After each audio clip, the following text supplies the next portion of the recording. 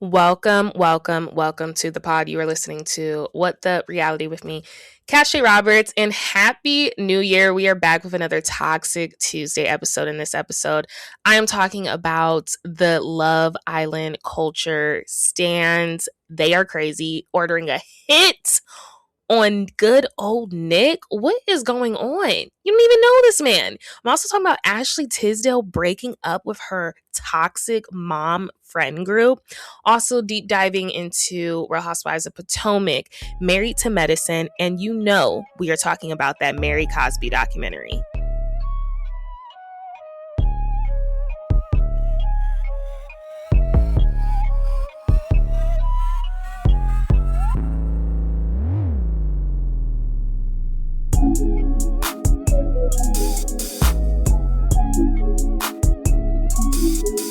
Welcome to the pod. You are listening to What the Reality with me, Cashay Roberts, and we are back with another Toxic Tuesday episode.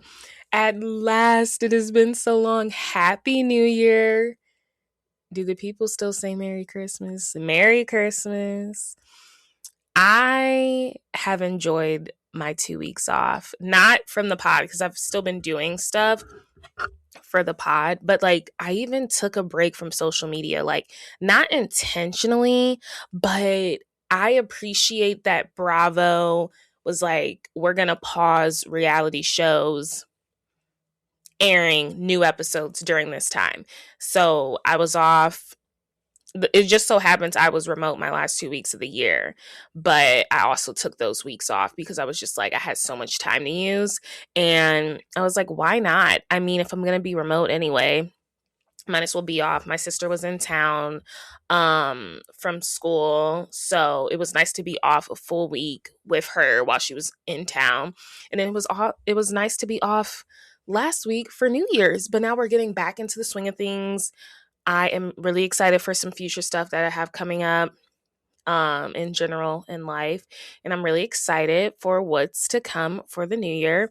We are embodying a little, it was giving 70s today. I'm not going to lie, with the headband, the highlights. Like I have like this burgundy one piece on and I had on a brown trench coat. I had to run some errands. I had a dentist appointment today. Teeth are looking amazing as always. I've never had braces, y'all. That's like a nice flex of mine. And I've only had one cavity, and that was very recent. That was like 2 years ago. It kills me. I can't say I've never had any cavities. It was recent, and I remember that year. It was a crazy year. Not the munchies, because I don't smoke, but I just remember around Halloween time, maybe because like I had. But no, because my nephew didn't go trick or treating. I remember that year I ate a lot of candy, and it like kind of matched up to when I had to go to the dentist. So it was like not shocking to me because I feel like I was eating a lot of candy around Halloween time. But I had a dentist appointment today, ran some errands, and I had to go drop off. If there's one thing about me, if I like it, I'm just gonna get it altered. Especially because I'm short. I'm 5'1". I say I'm 5'2", but I'm 5'1". So a lot of stuff fits me. Like it's just hard for me to find good quality jackets and like, even like boots. It's like I'm short. I'm very like petite. I'm short, and then it's like I feel like I have like wide calves, so it's like hard for me to find like boots, like knee-high boots. It's hard for me to find like trench coats. So I have this trench coat from Fashion Nova. Fashion Nova's jackets are really amazing. I have a couple of jackets from them that I absolutely love, but I had this one for a while and it's too long. So I'm just like, let me go get this altered. And it's like I don't even need to try it on. I just know me. I just need 2 inches off. Like it was just down to the floor. Just do 2 inches and I'm fine. Cause I still want it to be long. Yeah, I wasn't expecting it to be $70. But I like this place I go to because you don't have to pay until you pick it up. So like if you're not if you're not satisfied with your service, I'm not about to pay the full price. But they always do a good job. I'm gonna pay. I just wasn't anticipating it to be $70, but it's because it's the cutest jacket, you guys. Like this black jacket, black trench coat with fur. So it's like I'm assuming the fur, and honestly the lining's really good. Like because sometimes when I take stuff there from Pretty Little Thing, that stuff be cheap AF to get altered because Pretty Little Thing, they don't use lining. I really stopped shopping at Pretty Little Thing. I shop more at Revolve, Zara Girly, ASOS. I get a lot of my items from Revolve though. I shop at Pretty Little Thing for certain stuff, but I'm just over their prices. I really shop at Zara and Revolve. Honestly, I'm transitioning. I'm getting what do they call it? A capsule wardrobe.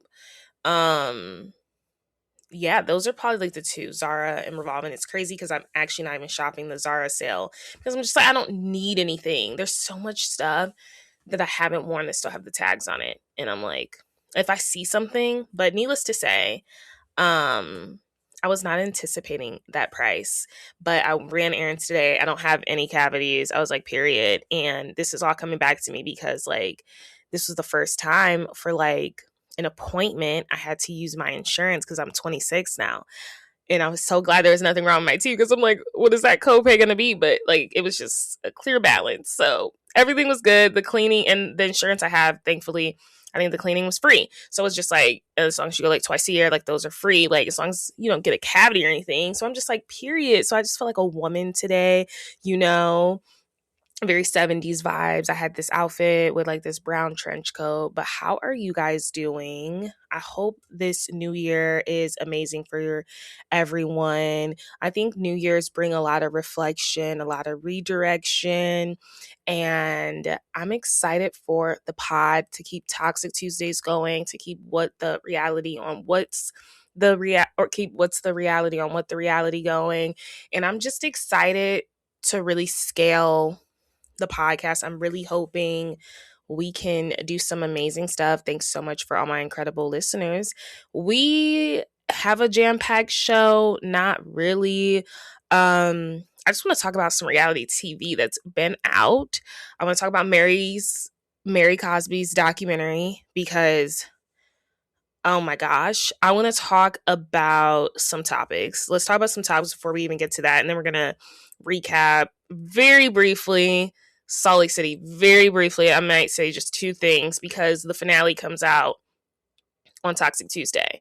So the next episode will be just a season in general recap because I didn't really recap it because just the way I record and when it comes out, you kind of miss it. Next episode for Toxic Tuesday, I'm really going to talk about Salt Lake City in general, what I thought of the season, where I think they lacked, where I think they excelled.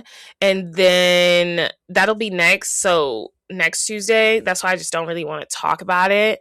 But we're going to touch on a couple of things on there. Also, this new year, if you're watching me on YouTube, I'm embracing more no makeup looks. I really only film with makeup if I'm like leaving work. And I've really appreciated not going into work because I haven't put any makeup on. I just feel like I have needed the reset. I mean, I love a good makeup look. My New Year's Eve makeup look 8 down. I haven't done eyeshadow in so long. My makeup look 8 down. But this year, if you do catch me on YouTube, I mean, I'm still going to be dolled up and still looking good, but I am making more of an effort to just hop on the mic. The point of Toxic Tuesdays is just to literally talk shit. And sometimes I don't want to talk shit with a full face of makeup on. Sometimes I just want to hop on, put my lip gloss on, and we're going to talk shit. I don't care. But what else was I going to say? So yeah, next week we'll talk more about Salt Lake City. I want to talk about Below Deck Med. I've been thoroughly enjoying it. A plus plus plus plus. We'll talk briefly about that. I just have a few things I want to say on the mic. We're gonna talk about Mary Cosby's documentary because that is insane. So I'm really talking about Mary Cosby's documentary today. And then, of course, I'm going to talk a little bit about Atlanta and Married2Medicine. So that's really your episode. We got some reality topics, some thoughts. So there's something going on, something very toxic for this Toxic Tuesday. 2 fan bases allegedly have came together, and I'm talking about Love Island now.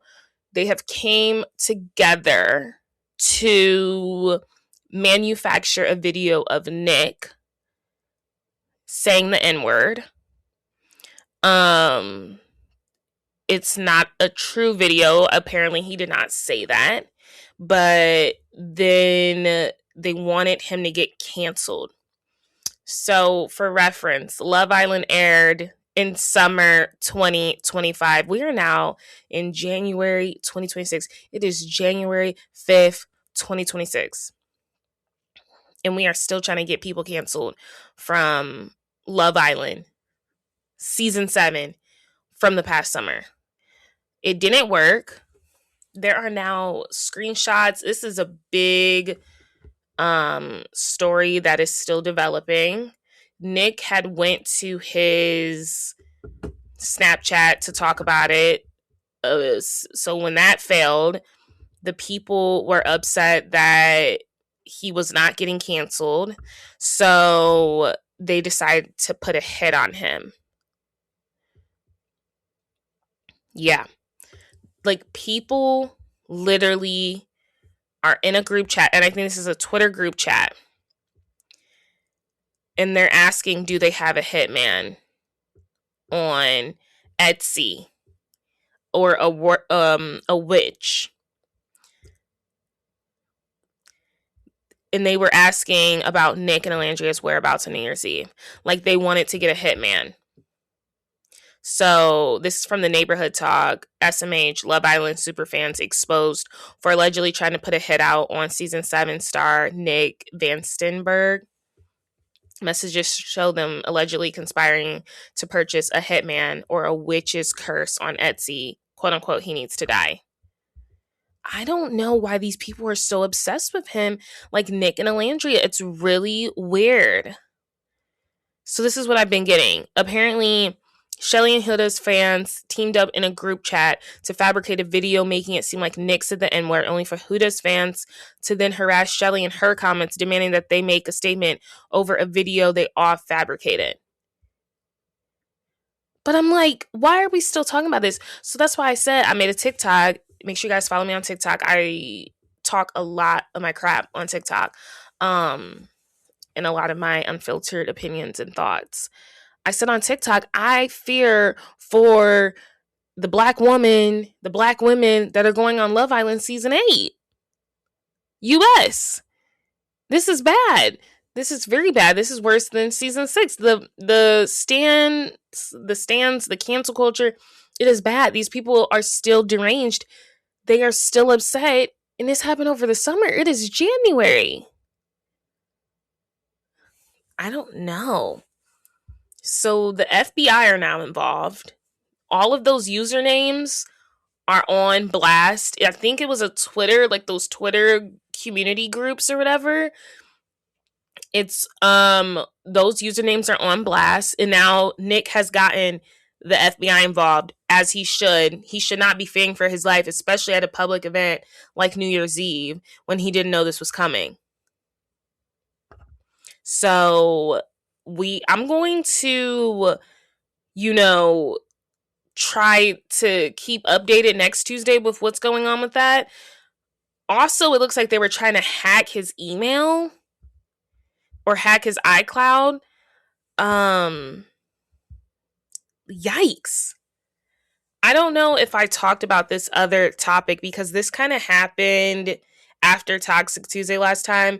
And then obviously I didn't do Toxic Tuesday last week. I did a roundup of Toxic Tuesdays of like the best of the best reality stars, the flops and stuff. But Britt Edie and her husband, Mike, are divorcing.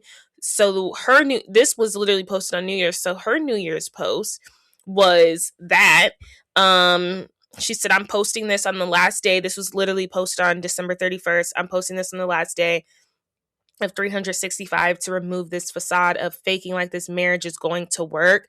Everybody can't come into the next chapter. I'm done hurting and I want to be happy in my next chapter. Cheers to 2026 of putting my happiness first. And for the record, as much as I can't stand him, we are not going to create a false narrative that I'm walking away because of any fake made up rumors. I'm assuming she's talking about the gay rumors because there were rumors that he is gay.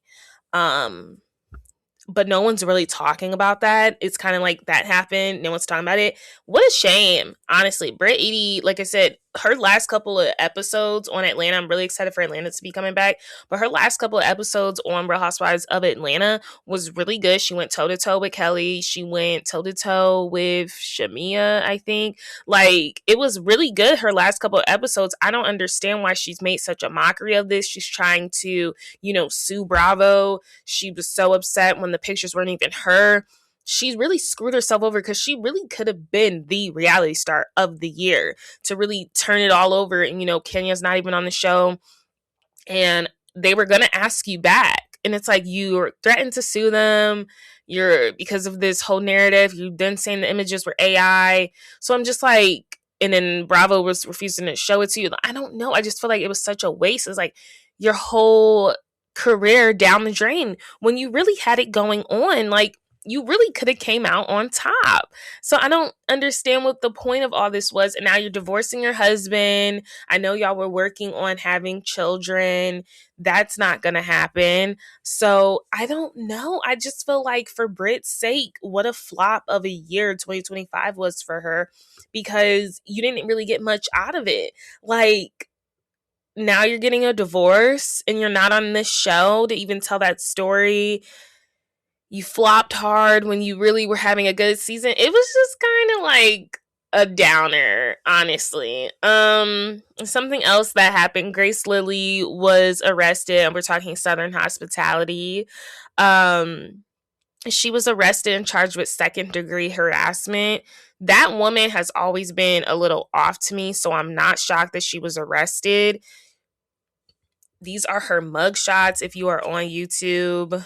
The filler is there. She looks a mess, but I mean, what do you expect when someone's getting arrested? I'm just going through my bookmarks because I bookmarked so much stuff from Twitter. And like I said, I didn't have a typical Toxic Tuesday. Last time it was a roundup of like the best of Toxic Tuesday. Make sure you guys give it a listen because I crown my reality star of the year, my top 10 reality stars of the year, and my 10 least favorite reality stars of the year, which are important. Another hot topic really quick. Diddy's sons are now going to be doing a documentary with the most joke of a network, Zeus, because of that documentary that came out that was, I think it's still trending on Netflix. It's been trending for the past month. If you didn't watch the Diddy documentary, make sure you watch it. It's insightful. Produced by 50 Cent. So now they are working on their own documentary in response to the documentary on Netflix. But this documentary will be on Zeus and will be told from their perspective. And honestly, I am going to watch it, but I'm wary because it's on Zeus. And I'm just like, Zeus, it's been a mess. It's been a mess. I don't even watch Baddies anymore. I don't know what's happening with Jocelyn's Cabaret. I've been waiting for that reunion to come out. I don't know. It's a mess over there. But they are supposed to be having their own docu-series, and it's going to be like the process of their own dad like going away and how that's affected them. And I am going to watch it because I am curious. But from my understanding, Justin is just as bad as Diddy, and so is King. So I don't know if I'm interested in their perspective, but I do wonder if they're like, do you guys think your father could do this? Do you think he has it in him? Or do you know he has it in him? I just wonder what it's going to be about. Is it going to be a fluff piece about how their dad is innocent? Because I don't really see them getting to the real gritty, like, yes, we've been asked to do stuff, and for my dad, I've done it. Like, I just feel like, what is this documentary going to be about? We have a very interesting story with Ashley Tisdale. So Ashley Tisdale wrote this article for The Cut, basically saying how she had to break up with her toxic mom friend group. And this friend group has Mandy Moore in it and Hilary Duff. Also, fun fact, Crystal Minkoff, from Beverly Hills, she commented that her childhood friend is a part of this toxic friend group. So there's a lot of back and forth currently because people are like, well, we don't know if we honestly, believe Ashley Tisdale, because I guess Ashley Tisdale has made some very controversial comments regarding Charlie Kirk and her support of the Republicans, or maybe I have that wrong. And then also people are like, there's no way, maybe I'm the people. I'm the people. There's no way that Hilary Duff is a part of a mean mom group. You know what I mean? And Mandy Moore. I mean, for me, the gag would be Hilary Duff being a mean girl because she just never gave that. But there's an excerpt now with the cut. That's New York Magazine. My New York Magazine subscription literally canceled yesterday. I'm fine with it. I was only subscribed to it because I needed an article about Jersey Shore that I've been doing research on. So I've been fine with it. But it's crazy to me. It just canceled yesterday when I could have literally read this article yesterday to give you guys the full tea, because there's only excerpts online because nobody is paying for that paywall. I don't know why. Journalism should be free. I pay for News Plus on my Apple phone because I'm like, I hate when I click on a story and I can't read it because I don't have the subscription. It's so dumb. I do think certain journalism should be free. This should be free, especially it's getting this much hits. But New York Magazine kills me with that. Oh, pay for this. I think it's like $7.99 a month, but I'm just like, I don't read New York Mag to be subscribing like that. So I'll be using my one article for the month, and I think I've already used it. But I'm just upset because my subscription just canceled from my Jersey Shore research, and this article comes out with the cut. So here's an excerpt, and Ashley Tisdale wrote this. Also, Ashley Tisdale has bangs right now. I'll just say that. Okay, so this is an excerpt from it. So that's exactly what I texted the group after being left out from a yet another group hang. I don't know what the text was. This is just what it says. Quote unquote, this is too high school for me and I don't want to take part in it anymore. Quote unquote. You know that it's the sayings quote unquote. I always say quote unquote. It's quote unquote. Fun fact.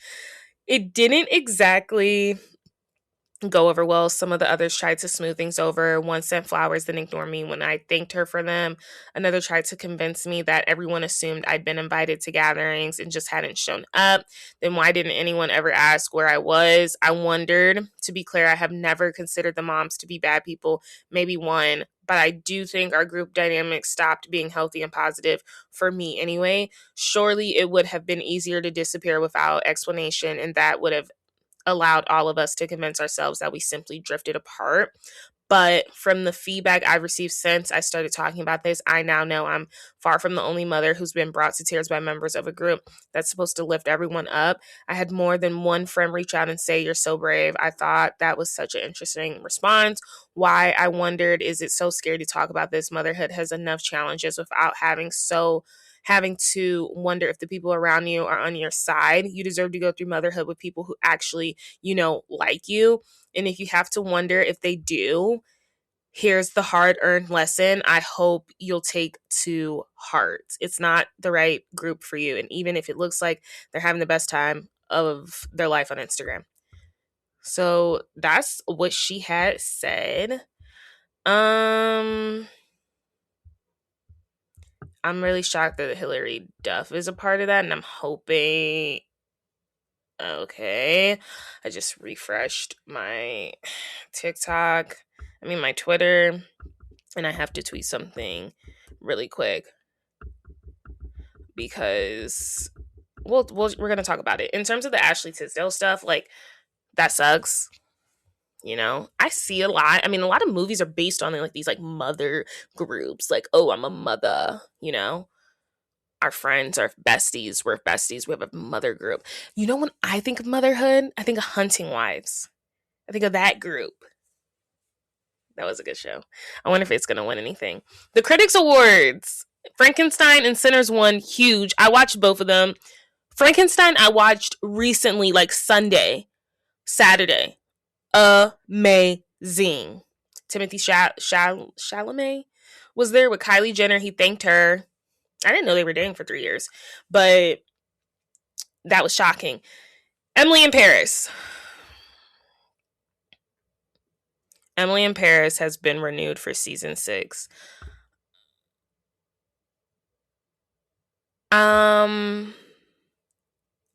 It's time.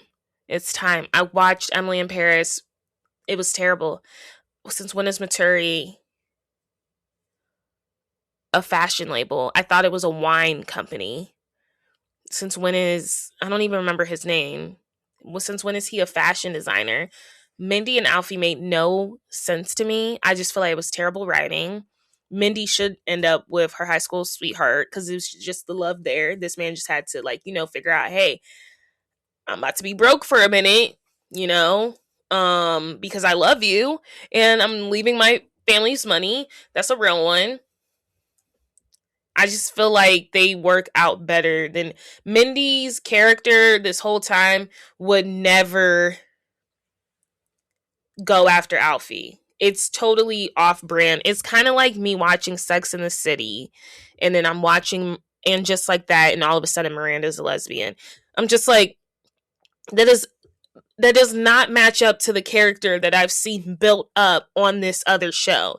So with Mindy all of a sudden falling for Alfie, her ex, I just feel like they really wanted to include Alfie. And it's like, I would have been interested in his love life separately. Let's not start doing this whole vortex thing like they do on All American, everybody messing with the crew. Like, I would have been interested with who he's dating with, who he meets. Like, let's introduce a new character for Alfie, a new woman. It didn't have to be Mindy. That stuff was messy AF. It was messy. I don't know. It was not good. It was really terrible written. But I want to talk about this Mary Cosby documentary. When I watched it, I got a very eerie feeling. I had like goosebumps on me. I had to turn the lights on. I was uncomfortable. So it's a 3-part docu-series. It is on HBO Max. If you haven't been able to watch it, it's trending on HBO Max. I think it's number 3 or 4 right now. I also love how everyone has like these trending now ever since like Netflix. Like Peacock has it, HBO Max has it, Hulu has it. I mean, it's smart, but I don't know. They did get that from Netflix. I'm just saying.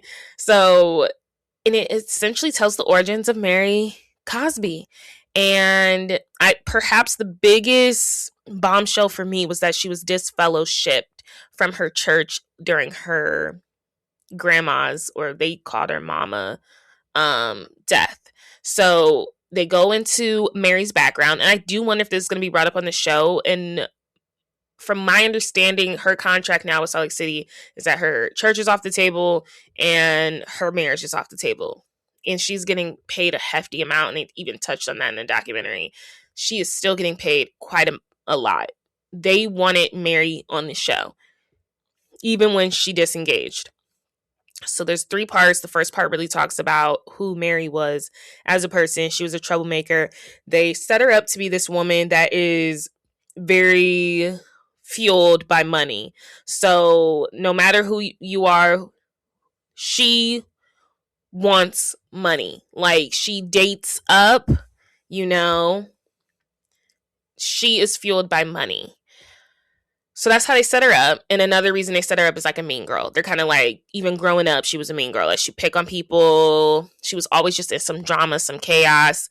Like, she was always starting something. They called her the troublemaker. But so I didn't realize she had like 4 siblings. Her sister was in the documentary.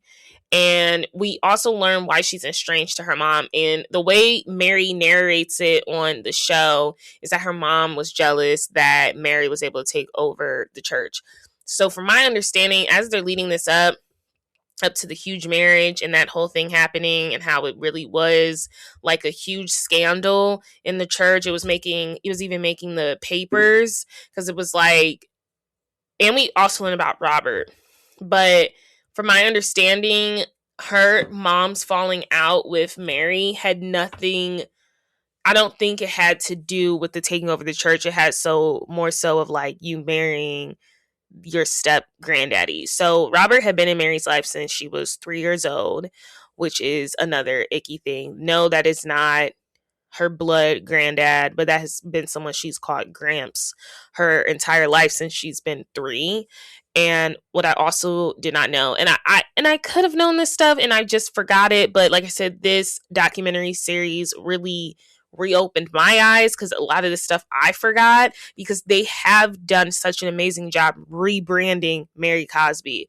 So a lot of us have forgotten a lot of this stuff. I didn't realize Robert was 20 years younger than her grandma, but he was apparently infatuated with her. She was from Indianapolis, and she was called to serve in Salt Lake City. She said there is under 1% of Black people there. There was a drive to service out there. And I guess Robert was one of those people that was like infatuated with her. She thought it was more of like, you are a child of God and you need guidance. You know, she was trying to take on a motherly role because that was a 20-year age gap. She didn't take it seriously, but I guess people were like, he was crazy about mama. And they eventually got married. And the way Mary puts it is that because of the age gap, her dying wish was, you know, I feel like I robbed you of your innocence, you know, of your youth. So get with one of my granddaughters once I pass, which is not good. Very messed up. But okay, so we're under the impression this was in her living will. We're watching the documentary. Mary was at a point with her grandma. She was being outcasted. She was being exiled, excommunicated. They don't call it that, though. They call it disfellowshipped. So she could still go to services. She just couldn't participate. But she could go there. But it's kind of like you just sit and like listen, like you receive the word, you can't give the word, or something like that. And then Mama passes away. Mama passes away, and she's still disfellowshipped. And I guess Mary had a really difficult time during the funeral and stuff, and like would talk to her sister. She leaned on her sister a lot during that time, even though they had been estranged most of their life, because they were like, she's like, she died while I'm disfellowshipped. Like, what the heck? Robert's devastated. He is devastated. And suddenly, you know, Mary pops up and is consoling him. You know, she is sad about her grandma passing. He is sad about the woman he loved passing. And that family consultation turned into a romantic one. And Robert was trying to convince him and everyone else, the church, that God sent Mary to take over for Mama for him. And she was going to take care of him. And that was how it was going to be, because like he was running the church, but I don't think he really had like the respect. And he's like, I need blood to still like run it. So he's like, I'm going to marry her granddaughter. And people are saying, is he a groomer? You know, now he's 20 years older than, you know, Mary. The gag is like, and like I said, this stuff was mentioned on Salt Lake City, but I forgot. The gag is that Mary was married at the time, and they didn't believe in divorce in the church, right? But apparently they've spun this whole thing that the only reason she was disfellowshipped was because of her relationship, her marriage, and that he essentially was getting in the way of her relationship with God. So now they found an out to this marriage, but apparently they were like, Mama loved her ex. Like she would not be impressed with what's going on right now, is from the understanding of a lot of the people that have been removed from the church. So that all goes down. Now she's free to get married again. The timelines, I kid you not, I think they officially were divorced like September 12th, and then she was married like September 28th or something. The timelines were very much overlapping. Maybe not physically on paper, but her relationship formed with Robert Sr. So then there is a split of the church because there's a final walkout or a final chaotic, whatever they called it. It happened like in 1990 or something. I think it was like 96. It was like this whole walkout. And keep in mind, like Mary and her mom, they've never really been or like got along. And there was this whole event that happened. at the church where the mom was supposed to usher on the choir, but instead she took the mic and she was talking about how it's like, this is like the devil in here. Mama would not have wanted my daughter to marry her step granddaddy. Y'all are driven by power and wealth, and it's giving cult, it's giving devil vibes. And it really sounded like it was. So she had got together this group of people that also agreed, that had been going to services prior, but they had enough of it. And that day the church finally split. It was a huge walkout of like half the people leaving and half the people remained loyal to Robert and Mary. So that is why their church was split into two, the believers, the non-believers of Mary and Robert. And then they're also talking about like the cult allegations, which we knew. There was like audio leaked of her talking about how annoyed she was that she only had 14 birthday cards. They said as soon as Mary took over, it all became more about money. Like they would have multiple meetings about money and how they needed money and how they would like barricade the doors. And then they said there was a certain point where a lot of this money stuff was happening, and then Housewives of Salt Lake City starts airing, and then you can see Mary's closet and you're just like, where's this money coming from? And you're just like donating to the church. And honestly, that is like my opinion on a lot of churches. You guys, I don't believe in organized religion. I really don't, on a scale of like church, because I do feel like a lot of times it's a scam. And we've seen it on social media, like them like, you need to at least give $20. It's like people are going bankrupt, people are going broke just to give to a church, when it's like, why do I need money to go to church? Right? I'm supposed to just go to church to get right with the Lord, to, pay my respects. Why do I have to go to church and bring my wallet? And it got to a point where we bring up this Cameron guy again. Cameron was featured on Real Housewives of Salt Lake City. And there is a phone call, a never released phone call released on this docuseries of him admitting to having an affair with Mary. She brushing up on him. This is when Mary obviously is married. Him brushing up, her brushing up on him, all of this stuff. And they had an affair, and how he took out a second mortgage on his home. A lot of this stuff was happening prior to Mary's disappearance on, Real Housewives of Salt Lake City. It's just we've all forgotten about it because this is the best rebrand any reality star has done. She disappeared for a year. She slowly starts coming back, and then she's back full time, and she is the voice of reason. She has had argumentatively one of the best rebrands of any housewife. No housewife can get away with not going to a reunion. He does on you. People are looking at you as a cult leader, and you come back and people are loving you again. But I tell you what, after I watch this docuseries, I'm very wary of Mary, and I think whatever is done in the dark will come to the light. I truly believe that. I'm a very spiritual person. And I just believe that whatever you do will come to light. Honestly, watch it. I don't want to talk too much about it. Like I said, the biggest bombshell for me is that when her mama died, her grandma, she was disfellowshipped. So I'm like, I doubt that was your mama's last dying wish. Oh, just make sure you marry Robert Sr. I don't think, especially if you were disfellowshipped, that she's like, make sure you marry my granddaughter. That don't read to me, and we'll never know. And that's another thing. We'll never know about the Cameron stuff. We did hear that phone call that was unreleased and hasn't been heard before, but he's also passed away. So it's like a lot of unanswered stories. I do hope Mary's living correctly, because I'll tell you one thing, the FBI has never been more hot and thirsty to be looking into these housewives' histories, given everything going on, from the Teresa Giudices to the Wendy Osefos to Karen Huger. They are investigating. They are looking right under their eyes. They are looking at the people. Jen Shah, I forgot one of the biggest ones, Erica Jane.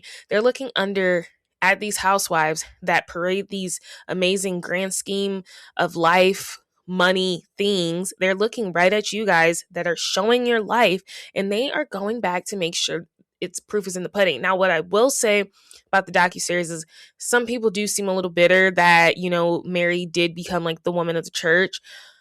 I think it's really odd how she did it, but I also don't understand. I feel like some people, like, we can blame Mary all we want, But I will say you are a lost cause and a lost soul if you believe this person truly is God and this person can do this for you and this person is your high and almighty and you kind of hold them to the same regard as God. And a lot of these people did under this church. They even did that with Mama, I'm seeing. The way certain people talk about Mama, they kind of hold her up to there. And so when Mary came in, she kind of took that to the next level. And these people really viewed her and Robert Sr. as God. And I'm like, then that's kind of your own fault. You're naive in your own aspect for believing that this person that was made just like you is higher than you in that way, because no one's higher than you. And I'm like, we can't really blame Mary for the foolishness and the naiveness of these people.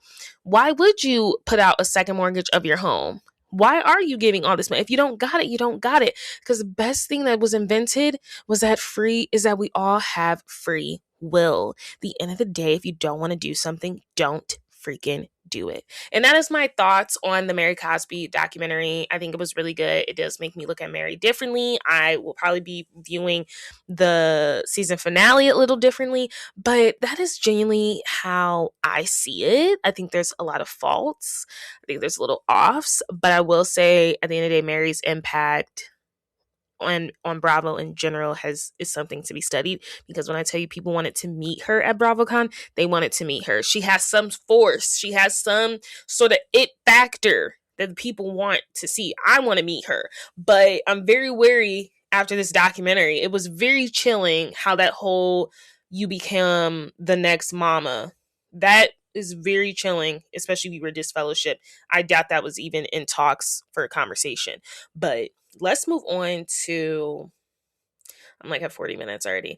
Let's talk about Below Deck. Let's talk about Below Deck Med. And then I'm going to just save my Salt Lake City thoughts for next week, because I want to talk about Potomac and Married to Medicine.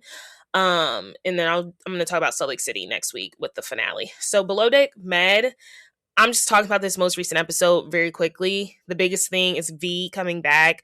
Obviously, we know that Gail and Nathan end up having a kid together, which I kind of wish we didn't know. So, I'm interested to see how they work that out. Did she stay on the island? Whatever. I think they have 2 charters left. V is now back. Remember, guys, V took off because she was feeling physically sick, and the only reason she was feeling physically sick is because of the anniversary of her boyfriend is coming up, and it just so happens, unfortunately, that he passed away on her birthday a year ago. So she was physically starting to feel sick from that, and she needed some time off. Captain Sandy gave it to her, and the worst thing that could happen happened. She finally found this amazing connection with this guy. Not gonna lie, Joe. Is it Joe? Yeah, it's Joe. Joe is hyping it up. He's like, I've never felt this way about a girl. He got her FaceTiming his mom.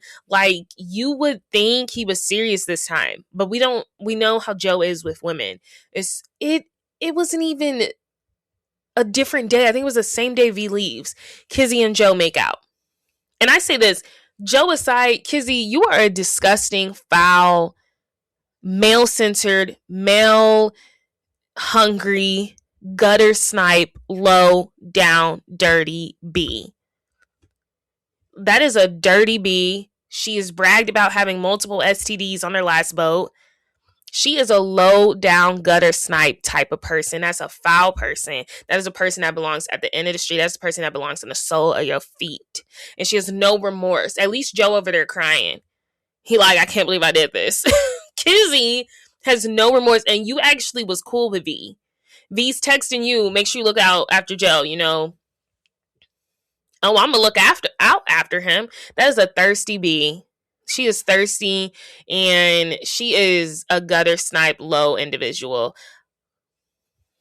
And I would never want a friend like her. I am very curious if she has any friends. The Reddit threads on her are amazing, and I urge her to look at them, because besides that woman needs therapy. She needs therapy, because she did the same thing with Max, and I cannot remember these people's names, y'all. I really can't, because they switch them out so much. And the one girl that just lost her stepdad, I cannot remember. I want to say her name is Grace. I don't think her name is Grace, though, but you guys know who I'm talking about. As soon as she told Kizzy she was remotely interested in Max, she's making out with Max in the hot tub in front of her. This is the type of stuff I could just tell Kizzy, don't have siblings, first of all, or don't have girlfriends, and she just is one of those girls that's like, oh, most of my friends have always been with guys. I wonder why. Because you're just so thirsty to hop on someone's D. Like, she's just so nasty of a person. But this last episode, V is returning, and V already noticed a shift. Now, we haven't gotten to the part where they tell her that they betrayed her, and I'm really excited to see tonight's episode, which I'm probably going to watch tomorrow. But I'm really excited to see her reaction to Kizzy, because her and Kizzy were actually like supposed to be cool. And it's like, Kizzy, why would you kiss Joe? You're so thirsty and like just like horny. Go whack off somewhere. Like, that girl is nasty. I wouldn't even hug her. I wouldn't even want to touch her because I feel like she's full of disease. Like, that is a gutter, low down, dirty individual. In the words of Portia, words of Nene Leakes, everything you can think of to call a person, that is a low down person. And Joe ain't no better, but I'm saying, Kizzy, I hold women to a different standard, especially if that's your friend. I'm more upset at Kizzy. Joe, a man gonna do what a man gonna do. But your friend on the boat, this girl that's supposed to have your back to do that, that is a low down dirty person. A low down dirty individual. I want to move on to Potomac because we are finally in Colorado for the last 10 minutes. But I guess we'll talk about warming up to that, and then we're gonna end with Married to Medicine. But essentially, you know, I think the episode was kind of so they're really focusing a lot on Tia's family story, and I think it just shows that she is definitely here to stay because she doesn't have friction within the group, but she's willing to offer us all of this family stuff. And it's really crazy. She gets a chance to visit her childhood home and recreate a photo with her 2 kids, which was amazing. I don't know. I really like Tia. I enjoy Tia, and I really hope she comes back next season. I think she's very fascinating. I think her family has it. They're willing to film. I think her family dynamic's interesting, and learning about her half sister has been interesting. So I like Tia, and I think that's enough to maintain your position on the show. People are like, is it enough? I think it is more than enough to maintain your position on the show. Wendy comes in, so she's meeting up with Giselle and Ashley, and she's like, high fives Giselle. She's like, our event was amazing. They're talking about the ponies in Potomac. I said, I know they do not think that event was amazing. That event was trash. Like, thumbs down, boo, I'm throwing tomatoes. That was such a low budget. It was indoors at a gymnasium. The women were in high heels on grass turf. Wendy looked good though. But that's how I just know Wendy blowing money, because she always looking good lately. She just blowing money. Like, did you see her outfit for when she shows up to the airport to go to Colorado? Like, she's going to freaking Greece. She thought she was in Salt Lake City showing up to the Greece cast trip. She didn't realize they were going to Colorado. Like, I don't know what that outfit was, but we have another Ashley scene with her family. And I love how her family is so over her shenanigans. Like, her grandma, it looked like her grandma was like, I'm fine with him. When they were talking about Ashley's stepdad or whatever, her mom's dad or whatever. And then Ashley tried to even clock her grandma. She's like, well, you didn't live with him. I'm like, Ashley, I know that woman did not just try to clock her grandma on TV. She is trying so hard to push this narrative that this man is a terrible man. Well, I'm a big believer in stop trying to show that people are bad. Bad people will just be bad. You don't have to do anything. But that's all Ashley can talk about. And her mom don't care. The man's finally going to rehab. And her uncle chimes in. He's like, I'm sorry, what are we talking about? He's in rehab. It's not that deep.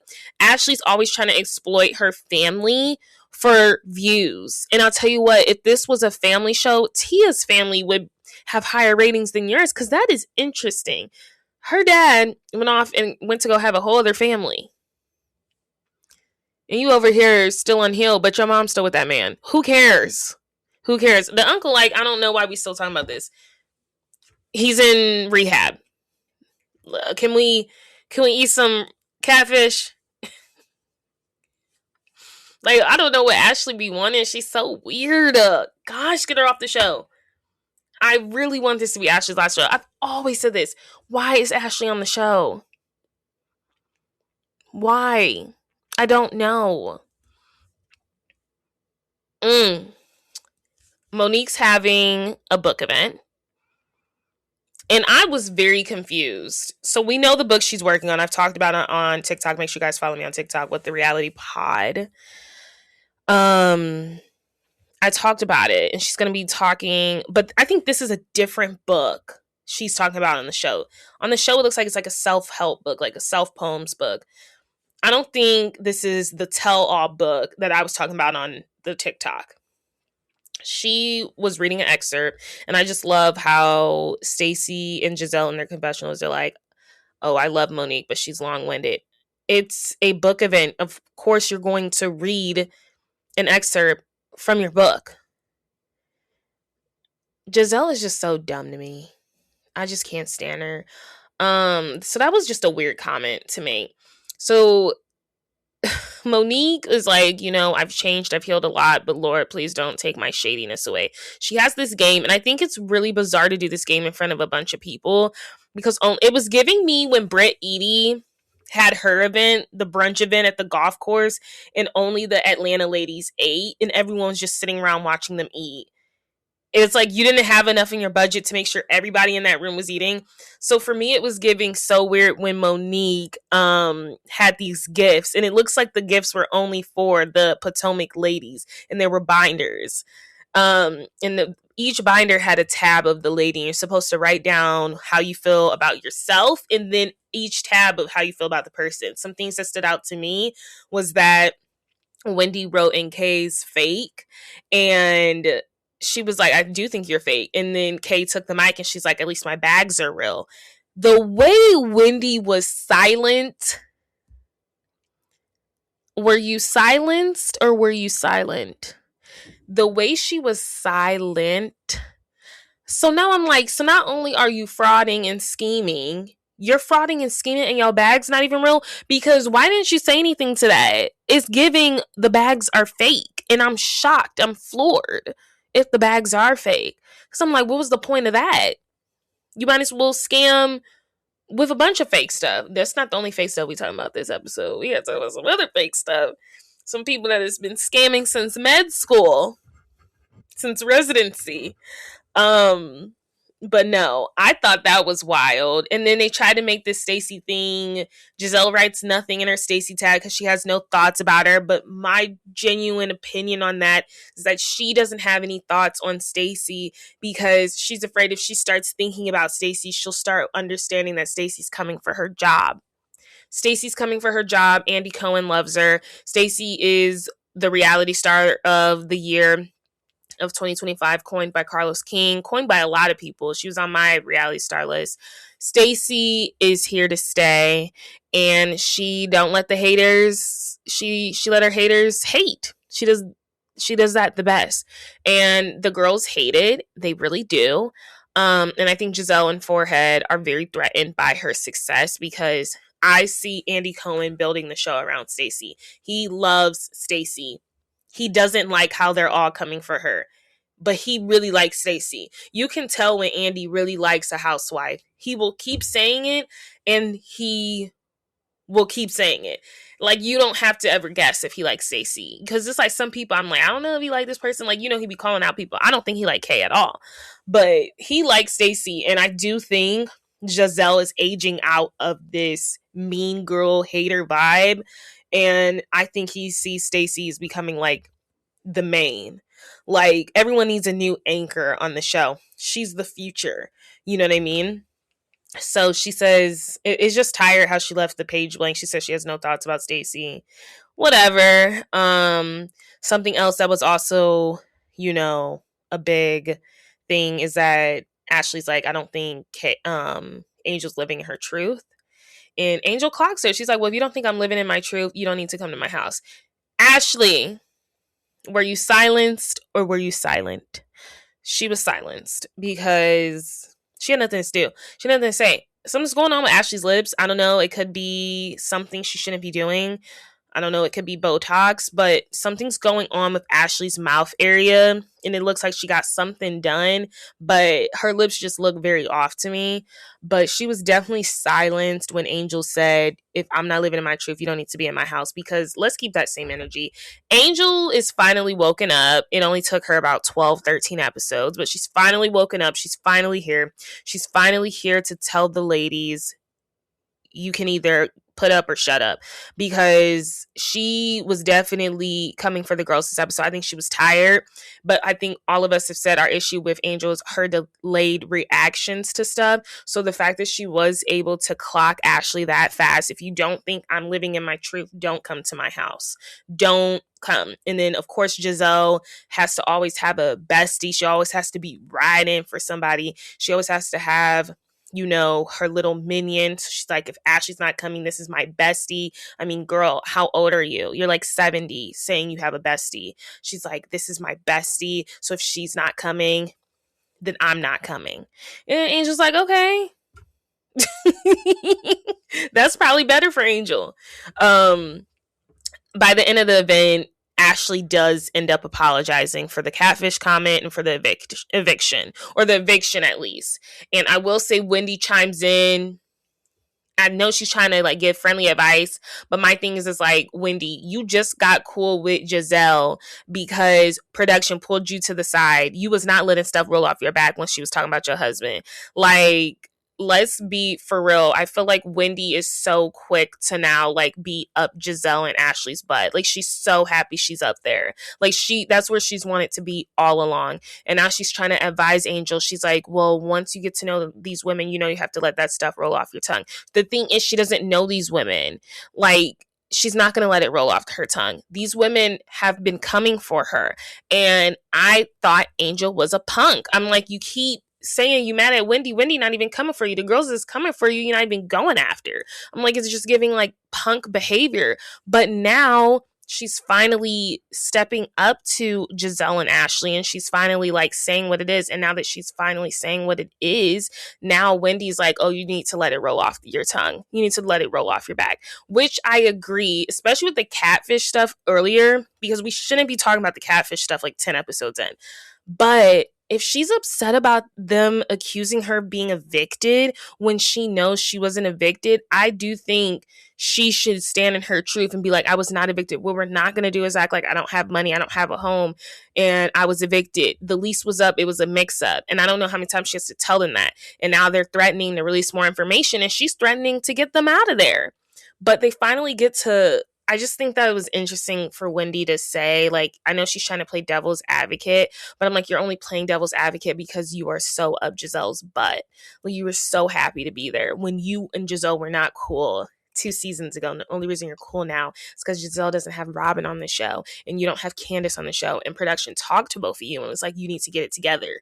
That's the only reason you and Giselle are fine now. Like, I don't know. It's just so fake to me. And it's like, I'm kind of on Angel's side. I'm just like, Angel, if somebody says something you don't like, just say it. Like, why are you holding it in and then bringing it up to Tia when Tia didn't say nothing? Bringing it up to Kay when Kay don't even defend you. If somebody says something you don't like, you need to stand for yourself in that exact moment, because we're watching an episode. So yeah, this could have happened a month ago and you're still upset about it. But this a month ago in reality TV is literally like 5 episodes ago. Why are we still talking about it? They finally get to Colorado. And I guess the biggest gag is that the ladies aren't even staying in Angel's home. Only Tia and KR. And then the home they are staying in is an hour away from her home. I don't know if she's going to have everyone over, but what we do understand is that Bobby and the kids are at the home. So I understand why they aren't staying there. I don't understand why she wouldn't just stay in the rental with them or gotten a different Airbnb. But I think this is her rental that she does to host those nature events and stuff. So this might be her business that she's having them stay at. It's a beautiful home. I think the distance is a little far. Like, so now you got one set of girls an hour away, another set of girls an hour away, whatever. But the ladies kind of made a big deal of it. I didn't think it was a big deal. I just think the distance was like, okay, you split them up, whatever. I would be upset if I was like Tia and Kay, because I'm like, I want to be where the girls are. I don't want to just be all the way over there with the kids and Bobby. I mean, no shade, no tea. Speaking of Bobby, Monique tries to kind of compare her relationship with Chris Samuels to to Angel's relationship with her husband Bobby, because Angel was like, my husband wasn't trying to go to that event, we were moving and stuff, and I don't know, I think Monique read into that too much and was projecting, because you don't really know their relationship. I do think Bobby did not want to go there. I don't know why Angel kind of angled it as to why she wasn't having fun at the event is because Bobby didn't want to go, because it did kind of look bad to angle it like that. But I just don't think he wanted to go because they were moving. It had nothing to do with like, oh my gosh, Monique's now like investigating. She's like, she's trying to cover for how bad her relationship is. Like, no, that has nothing to do with it. I think Bobby genuinely likes her. Like, he brings her coffee. Like, he's like obsessed with her, honestly. I just think they're in the middle of moving. They have 2 toddlers or like kids under 5, it looks like. He's just like, I'm not trying to go to this event in the middle of this huge move. He was frustrated. Clearly, because when he answered the phone, he was mad. But that was just another thing. I'm like, Monique, okay, you're projecting now. Let's not try to play doctor therapist, because I think you were projecting a little. Other than that, the ladies had an issue with the separation. Angel pulled a Giselle on Giselle. Angel's like, because you guys, are so cozy together, you weren't going to come unless Ashley came. I figured I'd give you guys a room to share together.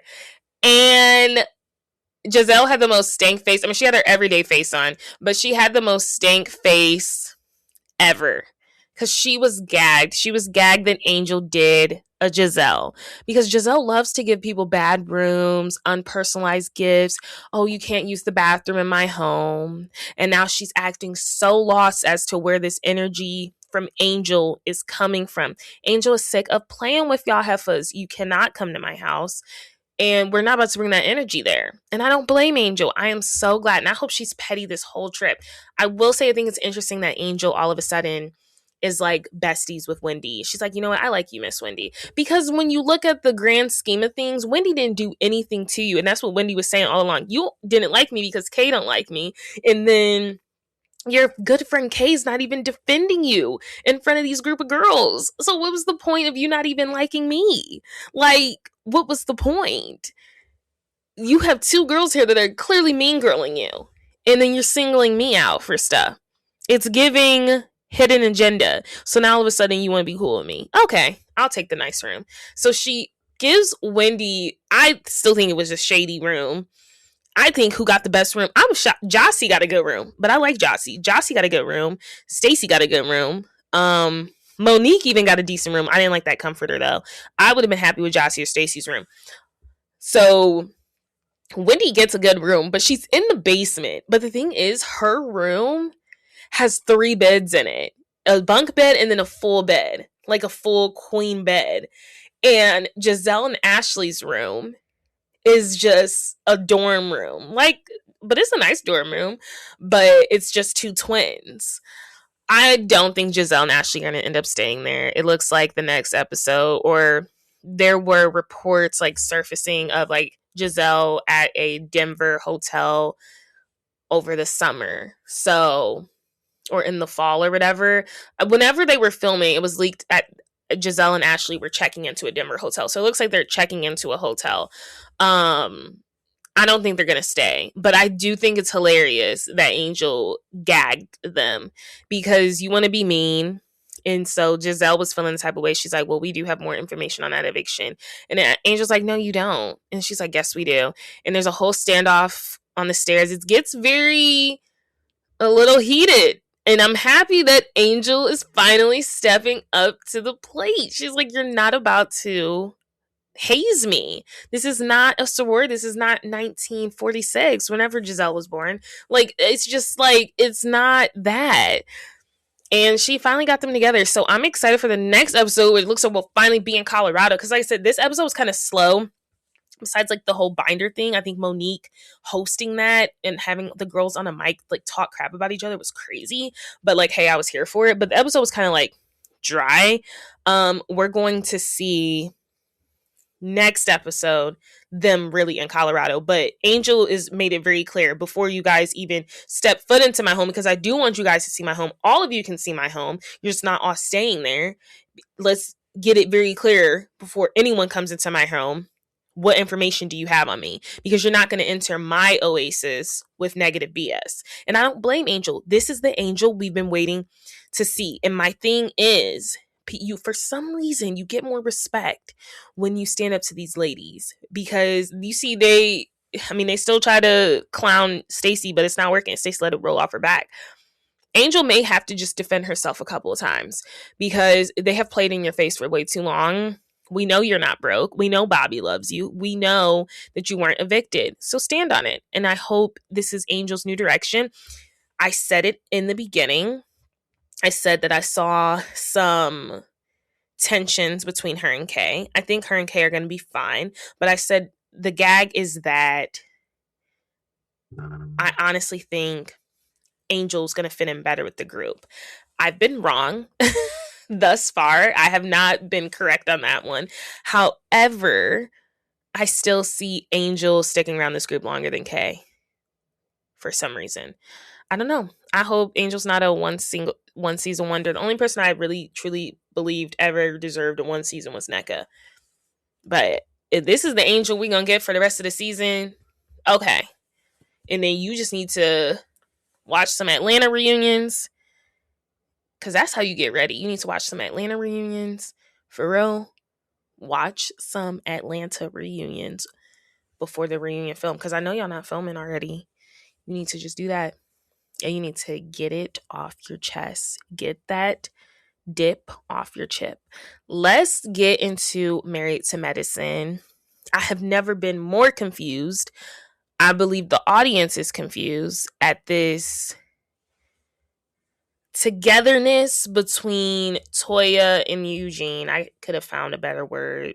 Sorry for my vocabulary. For this front between the two, and now them trying to change this whole story, this whole narrative of Toya's behavior from the last episode, her going off on Eugene, on the group. They are now turning this into a group issue. Eugene has gotten with the boys to say, you know what, I think y'all wives can do a better job of coming for my manhood. Why is my manhood always in question? Maybe you should be upset at Toya. She makes your manhood in question. She's the one that's said that you've had a little D, that she's not satisfied in bed, and that, you know, she's made comments about your manhood. Therefore, when I'm arguing with you and you want to go low, I'm going to go low and bring up something that you've already brought to me. You've already delivered it to me. This is coming from your wife. And I like what Curtis said is like, Toya be saying stuff too. Like, now you're trying to press us because you embarrassed with how Toya handled y'all's situation in front of people. That's the thing. Eugene and Toya are so embarrassed right now. They are going on a joint campaign to act united. And the gag is Toya didn't even think she had anything to apologize for. Eugene's the one that had to call her down. Let's play pool. You can tell how scared he was. Like, he was giving me like punk vibes. He was like, yeah, I just wanted to talk to you. Like, Eugene, if you don't stand up, why are you apologizing? And I don't think whoever apologizes more weak. I genuinely don't understand what Eugene is apologizing for. He didn't do anything. Toya should be embarrassed with her behavior. You were an embarrassment, in the words of Bethany Frankel about Dorinda and John at the Brazier party. You should be embarrassed for your behavior, Toya. But no, your man is calling you to apologize. And that's why I was listening to Carlos King's podcast, Monday Night Live, and Blue was on there, and she clocked it. Toya did not marry her dream man, but Eugene married his dream girl. That is that. And then another point Blue made that was so amazing was that Toya still act like that girl from the hood. Girl, you was not in the hood. Congratulations. You made it out. But she still act like that. And it shows with this whole bag thing. You're dragging it. Like, we know Heavenly ain't broke. And you're like so concerned with the labels. I'm like, take all the labels away. Who are you, Toya? because that's all you effing talk about. Like, I'm so sick of her, like, oh, like, you know, she don't got no real leather in her closet. Girl, and the gag is you wear all those designers and you still look a mess. That swimsuit you had on looked atrocious. It did not do anything for your body. It was not flattering at all. You looked a mess. And I'm sure it was Givenchy, Chloe, who cares? It ain't look good. So what's the point? Like, if you're gonna be a label whore, at least be a freaking Erica Jane or a Dorit Kemsley about it. You're not even either one of them. Shoot. Be an Alexia from Miami. Alexia be having them pieces on. Wrinkled arms and all. I'm just saying, like, what do you have? So no, her and Toya done lost their mind. I felt like that one Nene Leakes gif or meme video when she like, you done lost your mind. And when you find your mind, you need to let me know. Why are you chewing out your cast members for your wife screaming at you? Y'all are in some toxic stuff. That's that toxic relationships. I cannot. Because how is this everyone else's fault? How is this everyone else's fault for the reason she has treated you? And now you over here sitting talking with the boys, talking about y'all need to get y'all girls together and stop having them come for my manhood. Why don't you tell your wife to stop talking about your manhood? We can start there. No, nah, that's why I still with Curtis and Dr. Damon. No man is about to check a man about their wife's behavior when the wife in question that started all this is to blame. Y'all are just embarrassed. Eugene is embarrassed. And I kind of looked at him like a punk. I'm like, Eugene, it wasn't that deep. Like, and she's still upset about the doctor's note stuff. She was drunk. She should be embarrassed with her behavior. That was embarrassing behavior. I would be embarrassed. I would be tucking my tail. I'd be like, I don't even remember what happened, but I know I was a mess. I'm going to apologize. That's what a real woman does. But Toya, she hides behind the labels. Cecil and Dr. Simone have both met up with their respective siblings that look just like them. I've never seen siblings look so similar because I don't feel like I look like my siblings. Like, I've never seen such siblings look so similar. Parents really said copy and paste. So Cecil's perspective is that he had to struggle.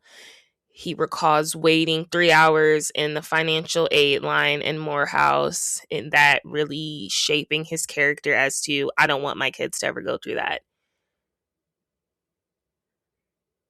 Okay. And then we have Dr. Simone just talking about how she's just sick of being like teamed up on.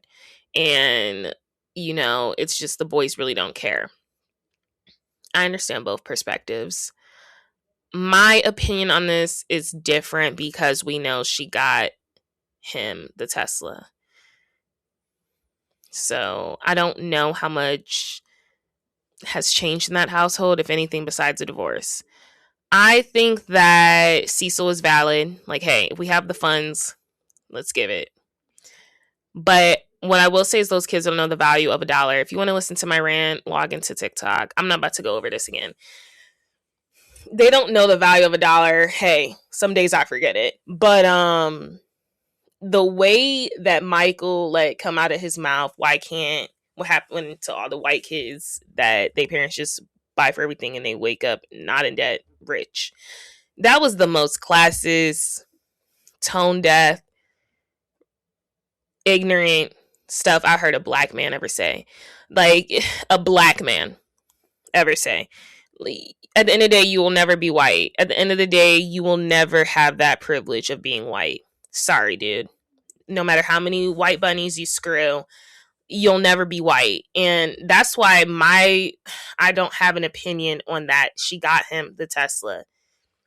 He's going to law school. That hasn't changed. I hope the dynamic has changed for Simone's sake. I understand both. I understand there's this true thing in the black community that our parents struggle, Our grandparents struggle. They think we should struggle. I don't subscribe to the BS. But people do think that. People in my family think that. They think we should struggle. They think it's just a old black methodology. I don't subscribe to that. I do think you're supposed to work hard. You work hard now to provide for your future generations. What Beyonce say, even my great grandchildren already rich. Like, you don't want people to have to struggle. You work hard so other generations after you don't. But like I said, I don't understand Cecil's job. Is he a real estate agent? Is he really like selling homes and like bringing a sizable amount of money home? Or is he really just someone that is living off of Dr. Simone? I don't know. We don't know. Is he selling homes or not? Or is he sitting on his butt playing golf? I don't know. Because if you're selling homes and you have that opinion, I agree with you. But if you are sitting at home waiting for Simone to get paid, I don't agree with you. You gonna have to tell your sons no. I agree with both of their ideas, though. I can understand being teamed up on, and it's like, it seems as though as soon as you get paid, these three men want something. And I'm not in the business to raising men. And she's raising three men. So I don't know. I even think the dog might be a boy.